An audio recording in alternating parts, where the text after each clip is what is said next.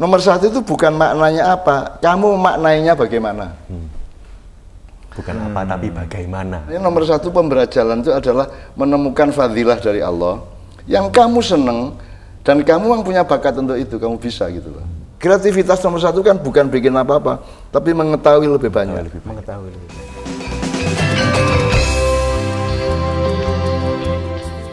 Yang saya bisa katakan kepada cucu saya yang baru ini adalah bahwa di komunitas Wismilakmu itu ada banyak cakrawala, ada banyak ruang kosong, ada banyak jalur-jalur, saluran-saluran kreativitas yang bisa Anda tembus.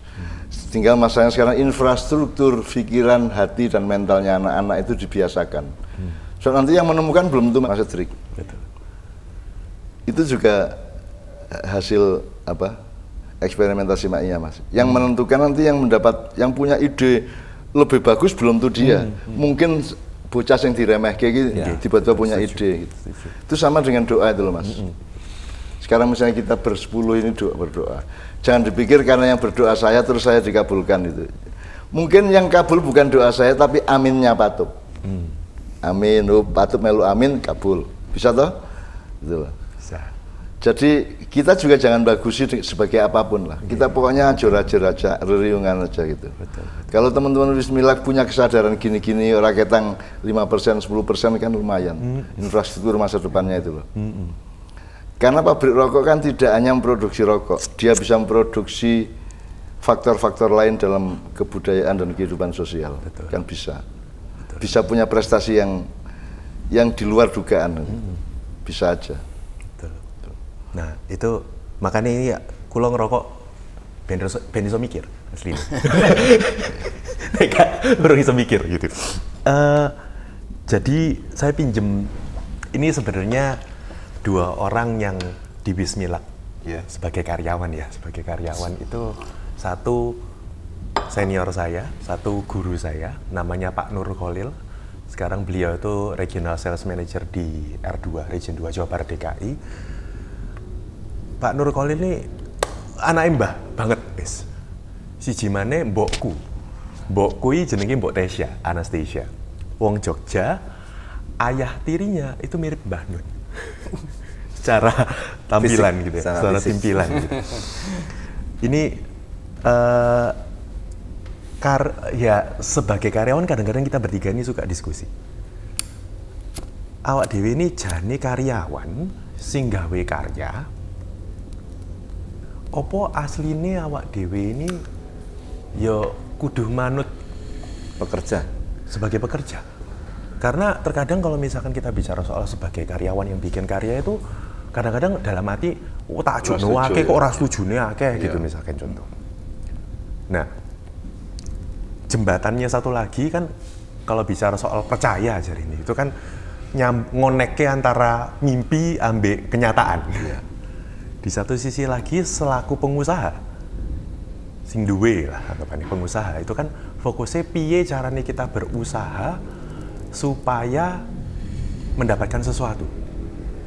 Tapi di satu sisi mereka juga pengen jadi karyawan karena karyanya dia itu juga pengen dilebokke dalam proses misalkan contoh. Nah, pengusaha karyawan ini sendiri itu bagi kita karyawan wes ora usah gawe karya wae aku tak manut wae misalnya contoh. Atau sebagai pengusaha wes aku ora usah berusaha melalui tangan orang lain, tak karyakan diri. Nah ini sebenarnya agak dilematis terkait pengataan itu sendiri sebenarnya, Mbak. Ya kan itu soal kadar atau ukuran ya. Jadi enggak kita mundur dulu ke soal karyawan. Karena ini kan urusan epistemologi, urusan penisbahan bahasa atau kata. Jadi kita memang mengalami silang sengkarut dan salah kaprah yang luar biasa. Seperti karyawan itu seharusnya orang yang berkarya, orang yang punya potensi dan tradisi berkarya. Tapi ternyata kan karyawan kan bukan. Karyawan kan orang yang bertugas untuk merawat sesuatu, memelihara sesuatu. Dia tidak harus kreatif, gitu kan. Ya itu monggo. Tapi kalau kita kembali lagi ke bahasa Jawa kan kalau orang bekerja disebut makaryo. Makaryo. Ya. Padahal makarya itu sebenarnya kan dari tidak punya kerjaan menuju punya kerjaan, tidak perlu kreativitas. Oke. Ya. Jadi juga tidak salah-salah amat, tapi juga tidak benar-benar juga gitu ya. Jadi kita sudahlah, kita tinggalkan, kita ikhlaskan, kita bijaksanai soal kekeliruan epistemologi ini. Sekarang urusan muatannya aja. Muatannya adalah bahwa kadang-kadang sebagai karyawan yang menyadari kekaryaan,nya benar, itu banyak tidak setuju dengan apa yang berlaku di perusahaannya. Nah, itu dilemanya menurut Mas Edric adalah kui nek ora tak terapke nang kene aku gawe dhewe apa piye. Kan gitu kan. Dan itu kan terjadi di mana-mana. Terjadi di mana-mana. Nah, sekarang kita agak mundur lagi ya, karena kita ini selalu harus universal dan harus menyeluruh ya. Sebenarnya yang tidak kita setujui dari seluruh kehidupan ini kan mungkin hampir 90% atau lebih ya, dibanding yang kita setuju, Mas. Iya, benar. Terus saiki di dalannya sampean gak setuju kok, setuju iki mlebu toko lho. Kok iki dilekene sik kok gak dilekono gitu ya. Jenenge kene gak setuju. Ono soto kok Sekar Jaya.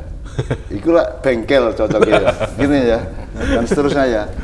Jadi kita tuh banyak tidak setuju, baik yang sifatnya estetik permukaan maupun yang prinsip-prinsip. Nah, pokoknya kita banyak tidak setuju. Nah, jadi kita ini dihimpit di apa tadi itu? Keplenet atau kita ini menjadi sandwich antara fakta-fakta kehidupan dari negara dan masyarakat, dan yang di bawah itu adalah idealisme kita sendiri. Kita keplenet di situ. Nah, maka satu-satu jalan kalau menurut ilmu kehidupan atau agama ya, yaitu kebijaksanaan. Itu bisa mulur mungkret, itu bagian-bagiannya, ya, mulur mungkret, ya among rasa, apa belajar tentang irama. Misalnya kan saya punya ukuran, istilahnya ini saya bisa rundingkan sama direktur untuk sama tim apa Dewan Suro perusahaan itu ya, dewannya perusahaan. Kalau ini diterapkan, saya bisa ajukan ke mereka opsi saya gini dan saya bisa jelaskan secara sejelentreh mungkin itu ya. Tapi saya batasi kalau tingkat penolakannya sebegitu rupa, ya saya tampaknya punya hak untuk membangun sendiri kan gitu kan. Nah itu soal ukuran menurut saya gitu. Ukuran itu juga macam bukan ukuran urusan yang Anda ajukan, ukurannya juga sikap mereka juga bagian dari ukuran. Betul, gitu ya. Betul. Jadi kan atmosfer di antara pimpinan dalam perusahaan itu kan juga sebuah ukuran. Ya. Nek jane bocah iki ora taat nang demenake ya ora apa-apa. Nek wis ora taat ora demenake pencilaan tak kita tendang tak tembiling tenan itu kan. Jadi kan itu soal ukuran, Mas. Kalau memang punya keyakinan dan punya meta manajemen yang memang cukup paningal tadi, apa? Jernih tadi. Paningal. Dan futurologis benar gitu ya. Ya izin baik-baik untuk bikin sendiri enggak apa-apa, Mas. Menurut saya enggak apa-apa itu. Karena tujuannya Mas Edric pasti bukan tujuan jual rokok. Dia tujuannya tujuan kehidupan. Dia tujuan yang punya poin-poin dan makna-makna yang jauh lebih luas daripada sekitar jual rokok kan itu kan. Itu. Ya saya kira itu sambil jalan dipertimbangkan pelan-pelan dan ada yang namanya petunjuk kok, Mas. Ada yang namanya hidayah. Sebenarnya Tuhan itu kan juga punya kedekatan hati sedemikian rupa kepada manusia. Jadi kadang-kadang terserah Tuhan mau ngitung Islam Kristen apa tidak, terserah dia. Betul. Ya. Betul. Saya tidak bisa klaim bahwa kalau Islam pasti diterima, kalau Kristen tidak diterima, tidak bisa gitu. Itu yang menerima kan yang menentukan, bukan kitanya toh. Yang menerima atau tidak menerima itu Tuhan. Jadi terserah Tuhan. Monggo-monggo aja. Betul. Wong faktanya juga banyak orang Islam istighosah setengah mati. Beribu-ribu kali di lapangan wong sak ono keng nglumpuh ya gak kabul.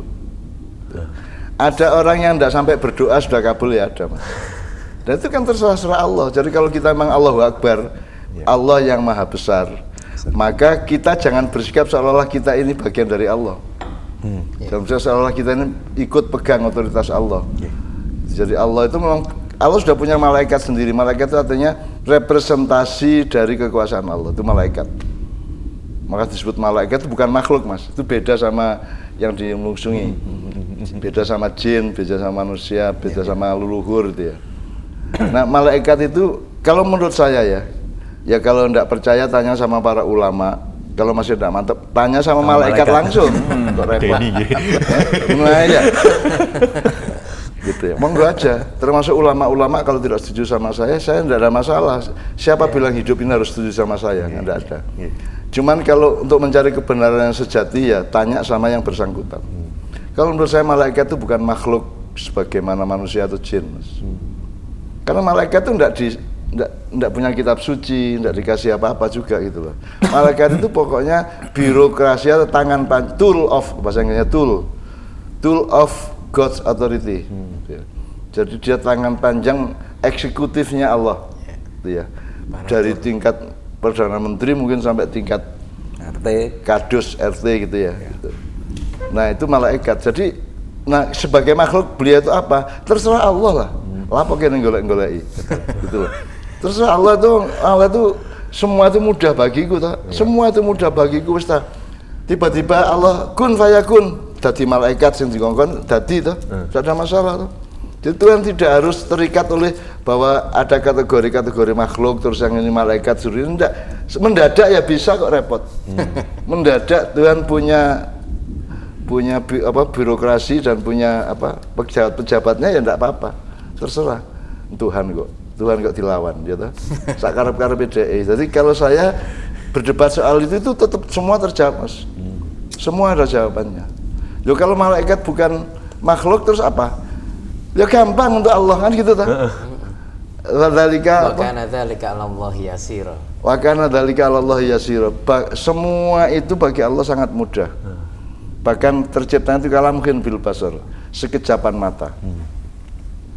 Jadi tidak perlu ada ketentuan dulu kayak perusahaan iki sopo kepala gudang, sopo kepala bagian.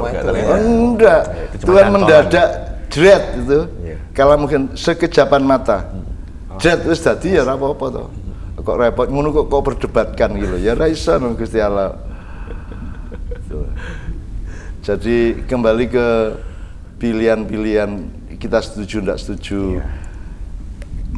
Tuhan itu juga kasih panduan luar biasa, Mas Adrik. Nggak setuju itu kan ada banyak. Nggak setuju, nggak sependapat, nggak sepakat, tidak mendukung, sebel, mangkel, benci, jijik, iso wae to, tingkatnya bermacam-macam. Tuhan itu mengakui kebencian itu ada pada manusia. Jadi pas sampai tingkat benci pun, dari benci kalau iso jembek, iso waras-warasan gila, jembeki, jijiki gitu ya. Itu kan kandungannya benci kan situ. Bagi Tuhan kebencian itu ada pada manusia. Cuman manusia dikasih manajemen. Janganlah kebencianmu kepada seseorang atau kepada suatu kaum atau suatu komunitas, suatu kelompok membuatmu berbuat tidak adil. Jadi kalau jawab pertanyaan Mas, ya iki enak gawe dhewe apa nerusno iki tapi gak iso mlaku. Sak karep sampean asal sampean ojo gak adil karo sapa-sapa. Termasuk kepada perusahaan. Nah, sampean adil tidak ada masalah. Betul. Kalau saya sekarang berbuat baik kepada jamaah, rek anggitmu aku gak benci karo dapurmu ta gitu kan. Aku benci rek. Aku benci karo ndelok raimu iku benci aku kan. Saya ngomong gitu Mas di Maian itu. Aku benci karo raimu. Wah, gitu kan ketawa mereka. Cuman saya pakai manajemen Tuhan. Tuhan mengatakan janganlah kebencianmu membuatmu berbuat tidak adil. Aku kalau mulai adil lah. Aku selalu adil nang awakmu. Kon rene gak tak cek. Kon ngecek aku pinter tak gak, kon gak tak cek loh. Double ya ngono.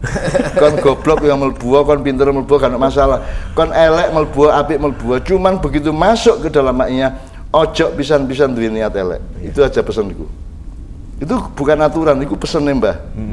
Begitu kan mlebu maknya, jangan punya sedikit pun seserpih pun niat buruk di bidang apapun. Nek kon kepingin selamat gitu.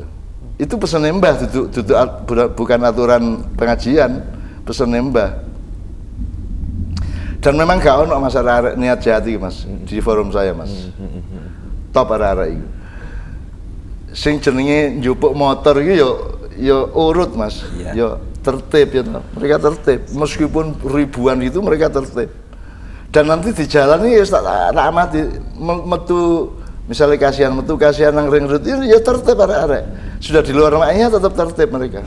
Jadi itu membangun manusia beneran itu kan mereka sudah punya sudah ada mesin pertimbangan dalam diri mereka yang puncaknya adalah kebijaksanaan. Nganggo hati. Iya, ya kalau kebijaksanaan harus pakai hati. Makanya tadi jawabannya Mas Edric mau di dalam apa mau di luar bikin sendiri, itu kan urusannya harus adil dan bijaksana. Betul. Nggak apa-apa kedua-duanya. Sebab saya juga nggak tahu yang baik yang mana. Mas Edric juga nggak tahu. Yang kita bisa tahu adalah bahwa kita adil dan kita bijaksana. Setelah itu nanti biar Allah yang menentukan. Terus harap piye? Berarti ngawal ini buat teman-teman, buat adik-adik. Tapi nggak apa-apa saya ngomong. Curhatannya arek-arek. Iya. Saya ngomong, ora popo. Jadi terkadang satu kalimat yang bagus mungkin ya Tuhan pakai saya gitu kan. Ketika Tuhan pakai saya, berarti saya harus berusaha untuk menjalankan segala sesuatu apa yang Tuhan pingin, meskipun buang yang pingin.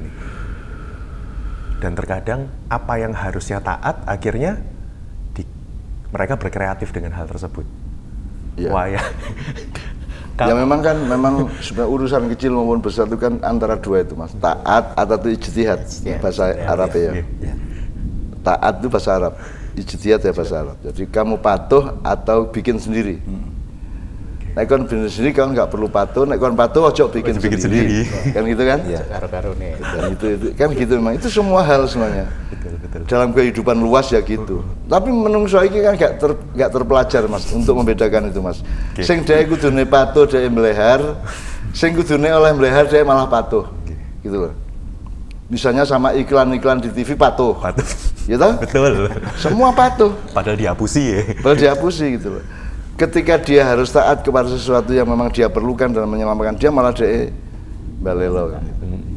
Yang manusia memang gitu Mas. Makanya perhitungan mereka tentang surga dan neraka terbalik-balik itu ya.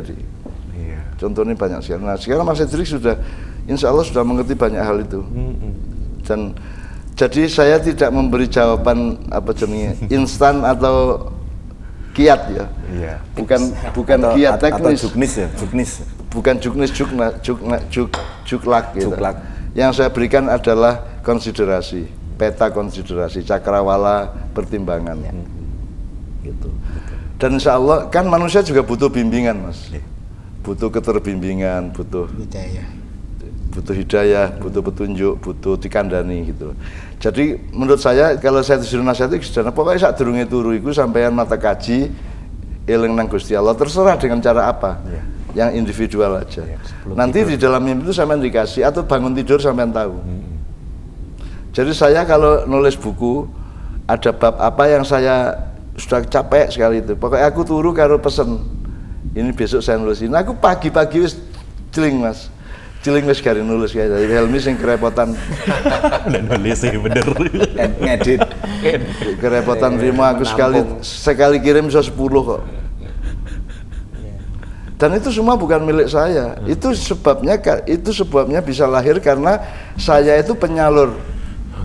Saya itu bukan pemilik, saya bukan kreator sejati itu loh Mas. Bukan the real creator gitu. Karena manusia bukan real creator, dia cuma meneruskan. Jadi kalau di album Ilir-ilir itu apa? Menyorong rembulan itu kan. Jadi itu kan ada gerhana. Gerhana itu kan sinar matahari ditutupi rembulan atau ditutupi bumi sendiri. Itu kan. Sehingga mataharinya kelihatan separuh apa seperempat itu. Nah itu kan peristiwa peradaban manusia gitu Mas. Gusti Allah ngekei cahaya kok tutupi dewe. Akhirnya geraono. Sehari-hari itu kita itu geraono Mas. Sebenarnya kita mengalami gerhana karena 100%-nya Allah kasih cahaya itu kita halangi sendiri. Nah menghalangi cahaya itu namanya kafir Mas. Jadi kafir itu bukan urusan identitas agama kalau saya itu urusan salah manajemen aja. Jadi kalau saya ngomong kafir itu itu tidak seperti teman-teman ustadz-ustadz ngomong kafir. Kalau saya ngomong itu adalah itu soal dismanajemen yang dilakukan oleh manusia. Jadi makanya kafir itu menjadi bahasa Inggris cover. Cover bed itu adalah kain yang menutupi kasur. Betul. Jadi orang kafir adalah orang yang menutupi kebenaran. Gitu Mas. Kafir adalah orang yang menutupi kebenaran. Atau kalau mau agak lebih universal lagi, Allah itu tidak menciptakan kegelapan menurut saya. Supaya jelas, supaya Anda yakin, tanya sama Allah sendiri. Kan gitu kan? So kalau saya kan tidak percaya dan tidak ada ahli lain soal itu. Makanya tanya sama Allah aja, nggak repot-repot itu loh. Istikharah, tanya sama Allah, ya Allah, apakah benar menurut Cak Nun, Mbah Nun, panjenengan tidak menciptakan kegelapan, panjenengan menciptakan cahaya. Makanya kalau dalam jimaknya itu ada tradisi nomor 1 yang kita concern itu Nur Muhammad namanya, Mas. Cahaya yang makhluk yang pertama diciptakan Tuhan, itu cahaya. Jadi Tuhan tidak pernah menciptakan kegelapan, dia hanya menciptakan cahaya. Tapi kok ada kegelapan? Kegelapan itu terjadi kalau cahaya ditolak atau ditutupi. Begitu. Itu kalau fisikanya begitu. Itu sama dengan Allah itu tidak menciptakan kebencian. Kebencian itu terjadi kalau cinta dikhianati, kan gitu aja kan. Wah. Cepat. Jadi tidak ada kebencian. Meskipun kalau ada, Allah memaklumi karena memang cahaya banyak ditutupi oleh manusia sendiri kan gitu. Jadi sebenarnya memang ilmu yang utama itu adalah tahu diri, rendah hati, ya toh? Ini ya, tapi ya. Rendah hati karena kita tahu bahwa kita itu tidak tahu. Gitu. Aslinya gitu. Wong sampean ndelok bojo iso keliru. Wis tepat habis ternyata ketemu apa dari gak tepat. Itu kan padha karo panganan to, Mas. Pelemku enak, Mas. Pelemku enak begitu kok campur kunir. Ya toh, begitu ketemu kunir ternyata gak enak ya toh. Jadi hidup itu emang gitu. Kudu ridho. Ya makanya senjata pamungkasnya ridho. Ridho itu ndak ada hitungan, ndak ada perumusan, ndak ada apapun, ndak ada perasaan apa, ndak ada. Pokoknya suntik ridho. Misalnya kue ngeluh karo apa di rumah gitu, begitu kue wis aku ridho, ngono wis 50% dari beban itu udah hilang. Stop. Kue super vaksin ridho itu. Itu kalau perhitungan sehari-hari ya. Tapi kalau perhitungan kehidupan, Tuhan itu kan hanya memanggil orang yang ridho, Mas. Kalau kamu dalam keadaan tidak ridho atau belum ridho, sudah dipanggil Tuhan, kamu jadi hantu.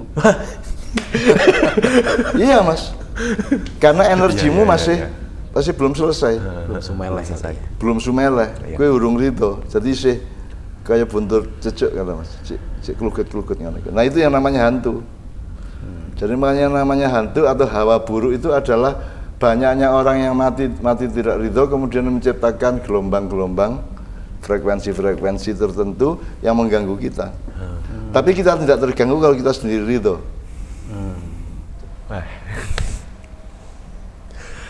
Ya matur suwun nggih, Mbah. Matur suwun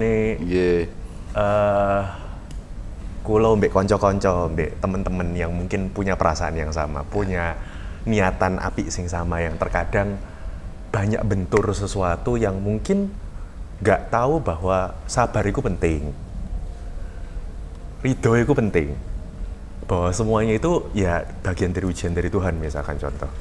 Dan bentur itu nggak apa-apa karena seperti kita tahu, kita ingat bahwa lah itu singnya sopo ya ridho. Nah, semoga teman-teman semua juga ya benturan itu kayak listrik. Bisa menjadi ledakan yang mematikan, bisa menjadi cahaya yang mencerahkan, kan gitu kan, tergantung manajemennya kan. Jadi, nah Mas Edric ini kan sudah diciptakan Tuhan menjadi manusia wajib, manusia dengan kualitas wajib. Artinya lingkungannya, anak buahnya beliau, karyawan itu kan selalu berpikir meskipun tidak sadar ya, jangan sampai nggak ada dia. Itu berarti sampai itu wajib. Nah, jangan disia-siakan pelantikan Tuhan dan hidayah Tuhan untuk memberi derajat kepada Anda sebagai manusia wajib. Sebab nek manusia sunat itu kan ya nek iso edrik rek, aja liyane rek, itu nek sunat, tapi gak kudu edrik iki. Kudu edrik. Ana meneh sing edrik ya monggo, gak ya gak masalah. Itu kan ana meneh aja sampai edrik rek sing dadi rek. Kan gitu kan. Itu makruh. Kalau nek sampai jadi manusia haram itu ada kualitas manusia haram itu. Awas nek sampai edrik jadi meneh, mbok tak pateni, mbok tak sandet, mbok tak apano. Itu haram berarti. Sampeyan ini kan wajib. Sampeyan wajib dan saya sudah merasakan dan membuktikannya sendiri dengan teman-teman Wismillah ketika acara di sini gitu loh. Dan juga wacana-wacana yang lain saya dengar. Matur nuwun, alhamdulillah selamat kembali ke tempat dengan keselamatan, ridho dan berkah Tuhan. Amin. Ya. Suwun nggih, Bro. Matur nuwun ya Mas Patrick. Salam buat teman-teman di sana ya Mas. Matur suwun nggih, Mbah.